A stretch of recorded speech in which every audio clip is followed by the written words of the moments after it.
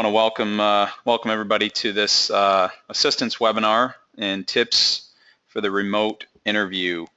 And obviously that would probably take place on Skype or FaceTime, and you may have already gone through one of these, but this there's always more information you can get, and some of this might seem obvious, but a lot of times when it comes down to it, you may not think of it at the time, and you want to be sure that you're prepared the best way possible, because obviously this is your opportunity to set yourself apart from somebody else, and the little things are going to matter, just like any other interview process. The little things will matter. So I'll start into our first screen, and this is about updating your profile. So, specifically for Skype or FaceTime, when they're going to call in on this on Skype or FaceTime, they're going to see a profile. You want to make sure that that's up to date, consistent with other things that you have out there. I've put up here the LinkedIn and Facebook, Twitter, Instagram. I mean, you want to be sure that your information is consistent and puts you in the best possible light. I would suggest Googling your name. It's kind of weird, but if you do that, you're going to see what somebody else would see, and you want to make sure that gives you the best representation. I do know some people I've come across with resumes that have their own websites, and that's a great way to really, if you have your own website, patrickseether.com, if they Google my name, that's what comes up, and that's my portfolio. And if you're controlling that, but obviously you have the counts on these other ones where they could be looking at this information, and you want to make sure that it's consistent and it puts you in a good light. So just be sure that you spend some time doing that before, and it's always good to keep that up to date, because you don't necessarily have to have a Skype or FaceTime interview for somebody to Google your name and see what you have on LinkedIn or any of these other social media accounts. And you want to be sure to make sure they're consistent, that there's no holes in any of the stories there, that you don't want to put a question in anybody's mind about, what was he doing at this time, or he or she doing. If there are, inconsistencies, it's a question mark. So spend some time on that.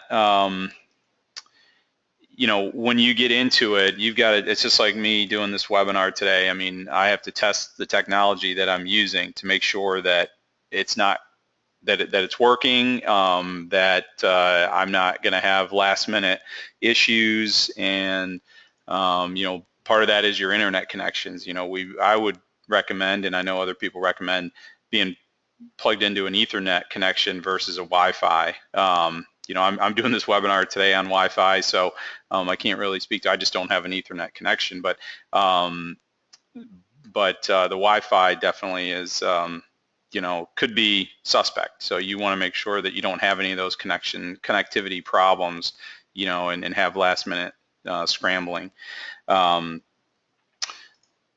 Check your sound and audio. I did that before I started this webinar, and making sure that my voice was coming through. So you want to do that, test your equipment, whatever your setup is going to be. Test those things out beforehand, with a friend or with a coworker, and be sure that what you're doing is going to come across the way you want it to come across. Stay plugged in as best you can. You don't want to have to worry about your power source. Have a backup plan. Make sure that if something's not working, that you've got a backup plan B, to go to at the last second.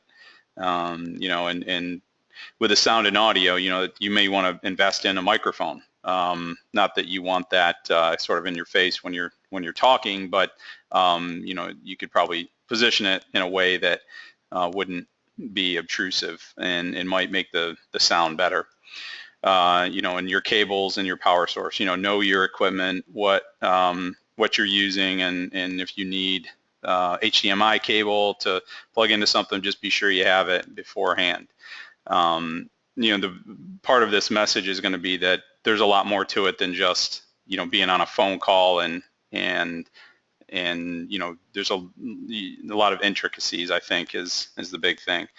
You want to prepare your area, so knowing what's going to be in the background. Turn off all your devices, so your notifications. You're not getting a push notification during the call. So you want a quiet space.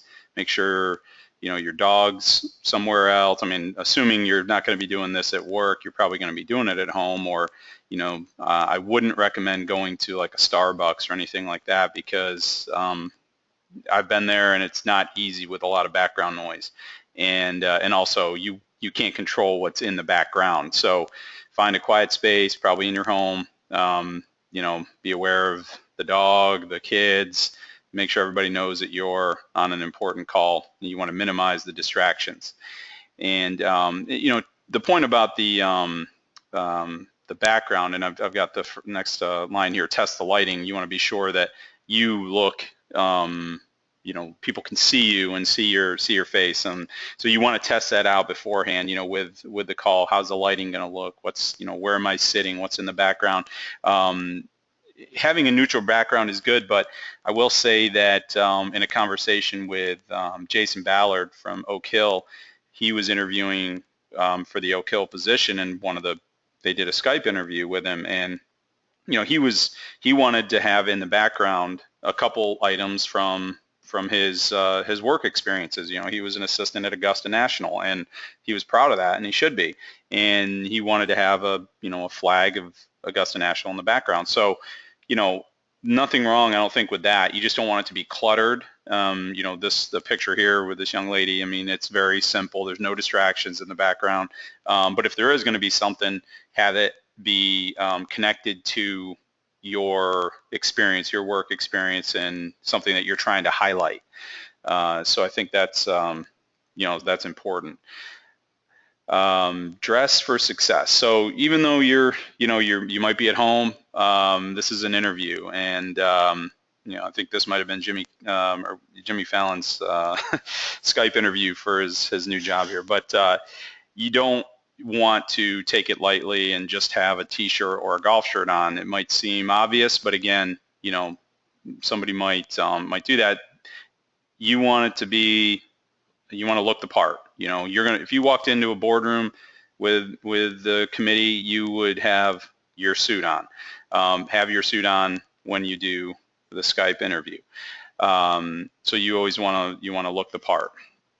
And important to know, 90% of communication is nonverbal. So, if you wear a golf shirt, for example, that you're communicating something that's a little more casual to you. So, or however your body language is always communicating something.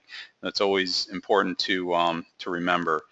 And that people will size you up in 2 seconds. They've done studies on this. So basically, somebody's going to make a judgment on you within the first 2 seconds of when they see you. Now, doing a Skype or a FaceTime call, that's you've got to try to put your best foot forward, because you're not in the same room with somebody, and that making that eye contact is difficult when you're on a phone call, a Skype call or FaceTime.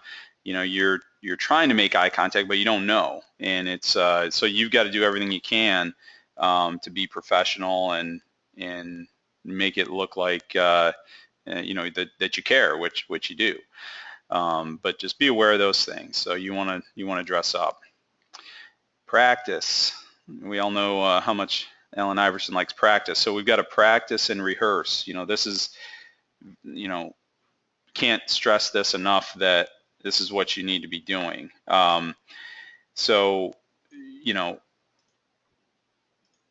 Perform mock interviews.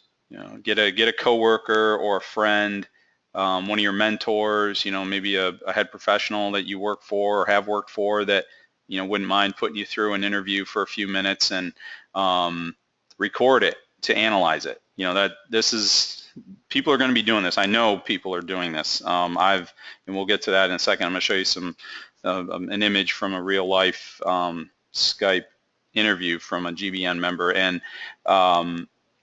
record your performance, analyze it. How did I look? How was my body language? You'll see, have other people look at that recording. Just do a quick 5-minute conversation, and then you could put it on YouTube and email it to your friends and just say, hey, give me some comments about this. And it's important. If it's your first time or your second time or even your third time, I mean, it's the same thing walking into an interview with a committee, is that the first time you do that, you don't know what to expect, and you never know what to expect. But the more you do it, and I'm talking from experience here after going through many interviews for head professional positions, is that I got better at it in understanding what to expect, but I had to go through that a lot. So, and I wasn't able to record my I could have done that actually. It's not a bad idea. If you do a mock interview in a boardroom setting, is to have somebody record it, but do the same thing here to analyze it and have an understanding of how Skype works. There's things you can do specifically, I think, with Skype, and you can share documents. So if you have a better understanding of how to do that, and you want to share something that you've done, maybe it's part of your portfolio, this is a great opportunity to do it. You're in control of that a little bit with the committee, and refer to it, have a document ready to pull open and say, here's what I've done, with the junior program or something, make it visual, some pictures of you on the practice tee, and this is an opportunity utilizing the technology to make that, make a difference and set yourself apart. But understand how Skype works and how FaceTime works, that if you do have a problem during your call, you know what to go to try to fix it. But then there's these additional functionalities of like sharing the documents. So, practice, it's all about that. You got to do it over and over and over again. And it's not about practicing to make sure you do it right. It's so you practice enough so you can't do it wrong. That's what it is. So the more you do that, the repetition is the better. So here's an image from, this is an actual setup of a GBN member who shared this with me about how he set it up for his Skype interview. Now, you see a lot of stuff going on here, but this is one of the things, is that you have the ability to use notes and visuals like maybe you wouldn't in the first interview if you were sitting down with somebody. So, putting this stuff like he's done here in the background, triggering him to say things. I mean, you want it to be quick notes, easy to read at a glance, but you can do this. And you see the setup in his picture here. He's got it so, this is important that, if you're using a webcam on your computer, you've got to look at the camera. And we'll talk about that later, but you got to look at the camera. You can't look at the screen, because then it's not going to look like you're looking at them.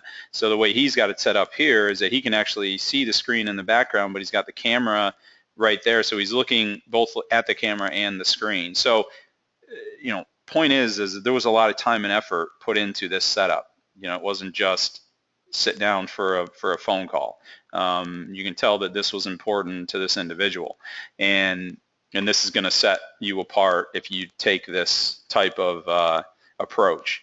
So, I say be prepared to cheat. It's not really cheating. It's just that, the way that things are set up, you can have your resume in front of you. You can have your, portfolio pulled up on a different screen.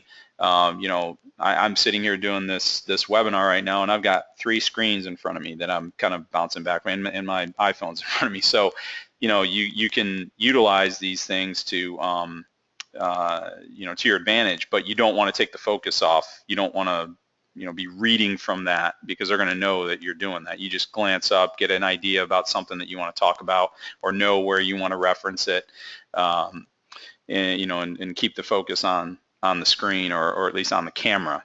That's probably more appropriate. It's because when you're looking at the camera, that's going to look like you're looking at the people. So, and then during the interview, so always be ready to smile. I mean, there's nothing that can do that. I mean, it takes less muscles to smile than anything else. So, just make sure that you do that. It's going to have that first impression is going to be good. You might be nervous, but and be honest about that. I mean, there's nothing wrong with being honest with the people that you're talking to and say, hey, this is my first time doing a Skype interview. You can kind of make a make light of it a little bit. Here it is again. Look at the camera and not the screen. So you can see the gentleman in this picture. It looks like he's looking at these individuals, but he's looking at the camera, and not the screen. And that's important because making eye contact with the person is not about looking at them on the screen. And that's it's a little counterintuitive, but you've got to try to keep that in mind. Be aware of your body language.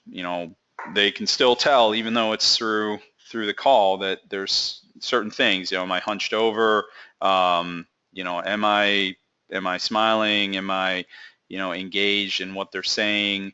There's you want to keep them engaged as well. Not only you're kind of turning it around on them. You can maybe see one of the members is looking at their phone, checking email, and maybe you want to ask that person a question. Or there's something called active listening, which is important in this type of setting.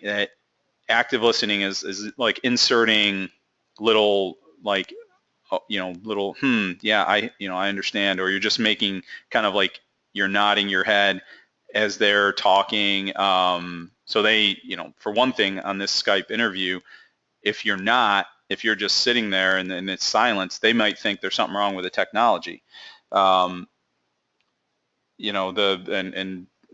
Make sure this goes back to body language, but don't overuse your, talking with your hands. And that's, difficult, but at the same time, you want to do that, but active listening is important. Making sure that they know that you're engaged with it. So nodding your head, sort of agreeing with what they're saying. Just like any other interview, follow up with thank you letters. This is really important. Anytime you want to follow up, the handwritten note, there's nothing that's going to beat that. Although for speed, emails are obviously are good, but there's nothing like the personalization of a follow-up thank you note. So anyways, those are some good things to think about as you prepare for your interview. And certainly if anybody has any questions, beyond this, please email me or call me. Happy to talk to you about it, help you develop, a program or a strategy for your next interview. So thanks for attending here today, and please contact me with any questions. Have a good day.